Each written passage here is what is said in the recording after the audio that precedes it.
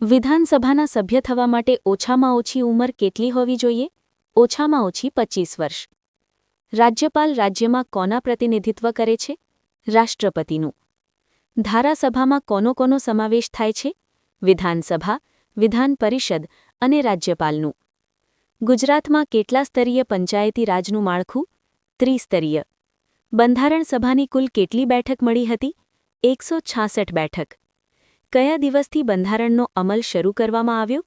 26 જાન્યુઆરી 1950થી. મૂળ બંધારણમાં કેટલા ભાગ, અનુચ્છેદ અને પરિશિષ્ટ હતા? ભાગ 22, અનુચ્છેદ 395 અને પરિશિષ્ટ 8. ભારતીય બંધારણ કેવો દસ્તાવેજ છે? સામાજિક.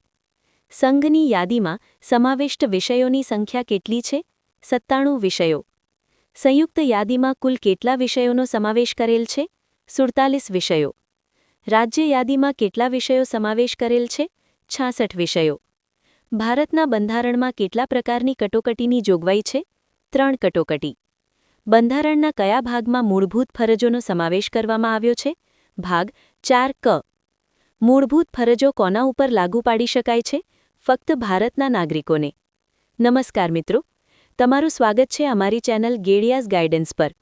આજના આ વિડીયોમાં આપણે જોવા જઈ રહ્યા છીએ બંધારણના 800 મોસ્ટ આઈએમપી પ્રશ્નો, જે આવનારી વિવિધ સ્પર્ધાત્મક પરીક્ષાઓ માટે ખૂબ જ મહત્વપૂર્ણ છે. જો તમે સરકારી નોકરી માટે તૈયારી કરી રહ્યા છો, તો આ વિડીયો તમને ઝડપથી રિવિઝન કરવા અને તમારી તૈયારીને મજબૂત બનાવવા માટે ખૂબ મદદ કરશે. કયા દિવસને મૂળભૂત ફરજ દિન તરીકે ઉજવવાનું સૂચન કરવામાં આવ્યું? 6 જાન્યુઆરીને. રાષ્ટ્રધ્વજ અને રાષ્ટ્રગીતનો આદર કરવો એ દરેક નાગરિકની શું છે? મૂળભૂત ફરજ છે. ભારતના બંધારણમાં દર્શાવેલ રાજ્યનીતિના માર્ગદર્શક સિદ્ધાંતો કયા દેશના બંધારણમાંથી પ્રેરણા લઈને મૂકેલા છે? આયર્લેન્ડ. ડોક્ટર બાબાસાહેબ આંબેડકરે કોને દેશના શાસનમાં પાયારૂપ સિદ્ધાંતો કહ્યા છે? રાજ્યનીતિના માર્ગદર્શક સિદ્ધાંતો. પુરુષો અને સ્ત્રીઓને સમાન કામ માટે સમાન વેતન મળે, આ જોગવાઈ બંધારણના કયા ભાગમાં કરવામાં આવી છે? ભાગ 4માં. જિલ્લાના વહીવટી વડાને શું કહેવામાં આવે છે? કલેક્ટર. કલેક્ટરની નિમણૂક કોના દ્વારા કરવામાં આવે છે? રાજ્ય સરકાર. સમગ્ર જિલ્લાના વિકાસ માટે બનેલી જિલ્લા આયોજન સમિતિના સચિવને શું કહેવામાં આવે છે? કલેક્ટર. ગ્રામ પંચાયતમાં અનામત બેઠકોની ફાળવણી કોના દ્વારા કરવામાં આવે છે? કલેક્ટર દ્વારા. ગ્રામ પંચાયતની સભ્ય સંખ્યા કોના દ્વારા નક્કી કરવામાં આવે છે? કલેક્ટર દ્વારા. સામાન્ય રીતે મહાનગરની વસ્તી કેટલી હોય છે? 5 લાખથી વધુ. નગર પંચાયતના વિસર્જન બાદ કેટલા સમયમાં ચૂંટણી કરવી ફરજિયાત હોય છે? 6 માસ. સ્થાનિક સ્વરાજ્યની સંસ્થા માટે બંધારણમાં કયો સુધારો કરવામાં આવ્યો? 73મો સુધારો, ઈસવીસન 1992. ભારતમાં પંચાયતી રાજનો અમલ ક્યાંથી થયો હતો? રાજસ્થાનના નાગૌર જિલ્લાના બગદારા ગામથી 2 ઓક્ટોબર 1959. રાજ્યના પ્રથમ નાગરિક કોણ હોય છે? રાજ્યપાલ. ગુજરાત રાજ્યના વિધાનસભાના સભ્ય સંખ્યા કેટલી છે? 182. વિધાનસભાનું સંચાલન કોણ કરે છે? વિધાનસભાના અધ્યક્ષ. એમએલએનું પૂરું નામ જણાવો. Member of legislative assembly. રાજ્યના મુખ્યમંત્રી અને અન્ય મુખ્યમંત્રીઓની નિમણૂક કોણ કરે છે? રાજ્યપાલ. તાકીદની પરિસ્થિતિમાં રાજ્યમાં વટોહકમ કોણ બહાર પાડે છે? રાજ્યપાલ. સ્થાનિક સ્વરાજ્યની સંસ્થાઓનો સમાવેશ કઈ યાદીમાં થાય છે? રાજ્ય યાદીમાં. હાઈકોર્ટના મુખ્ય ન્યાયાધીશને શપથ કોણ લેવડાવે છે? રાજ્યપાલ. રાજ્યપાલની નિમણૂક કોણ કરે છે? રાષ્ટ્રપતિ. રાજ્યપાલ પોતાનું રાજીનામું કોને આપે છે? રાષ્ટ્રપતિ. રાજ્યપાલને શપથ કોણ લેવડાવે છે? હાઈકોર્ટના મુખ્ય ન્યાયાધીશ. ગુજરાત હાઈકોર્ટના પ્રથમ મુખ્ય ન્યાયાધીશ કોણ હતા? સુંદરલાલ ત્રિકમલાલ દેસાઈ. નાગરિકત્વ સંબંધી કાયદા ઘડવાનો વિષય કઈ યાદીમાં છે? સંઘ યાદીમાં.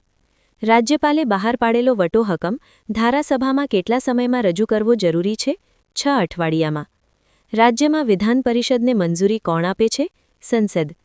રાજ્ય જાહેર સેવા આયોગના અધ્યક્ષ સભ્યોની નિમણૂક કોણ કરે છે? રાજ્યપાલ.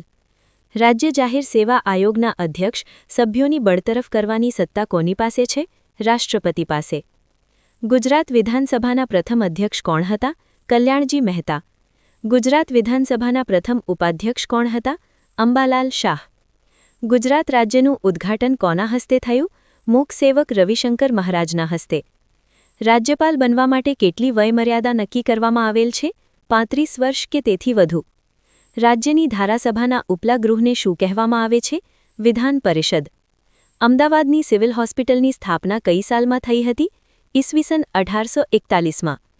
આયુષ્માન ભારત યોજના સંપૂર્ણ ભારતમાં ક્યારથી અમલમાં મૂકવામાં આવી? 1 એપ્રિલ 2018થી. કોઈપણ દેશનું શાસન ચલાવવા માટે ઘડવામાં આવેલા નિયમોના વ્યવસ્થિત સંગ્રહને શું કહે છે? બંધારણ. બંધારણના ઘડવૈયા તરીકે કોણે ઓળખવામાં આવે છે? ડોક્ટર બાબાસાહેબ આંબેડકર. બંધારણ બનાવવાની ખરડા સમિતિના અધ્યક્ષ કોણ હતા? ડોક્ટર બાબાસાહેબ આંબેડકર. બંધારણ બનાવવા માટે કેટલો સમય લાગ્યો હતો? 2 વર્ષ, 11 મહિના, 18 દિવસ. બંધારણને બંધારણ સભાએ ક્યારે સ્વીકાર્યું? 26 નવેમ્બર 1949. બંધારણ કઈ તારીખથી અમલમાં આવ્યું? 26 જાન્યુઆરી 1950થી. એશિયાની સૌથી મોટી હોસ્પિટલ કઈ છે? અમદાવાદની સિવિલ હોસ્પિટલ. સંઘીય સરકારમાં કેટલા પ્રકારની સરકાર હોય છે? 2 પ્રકારની. 1 સંઘ સરકાર અને 2 રાજ્ય સરકાર. બંધારણના આમુખમાં કઈ તારીખનો ઉલ્લેખ થયેલો છે? 26 નવેમ્બર 1949. બંધારણના મહિલા સભ્યો કોણ કોણ હતા?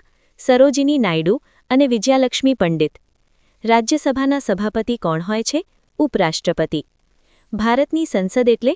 રાષ્ટ્રપતિ, લોકસભા, રાજ્યસભા.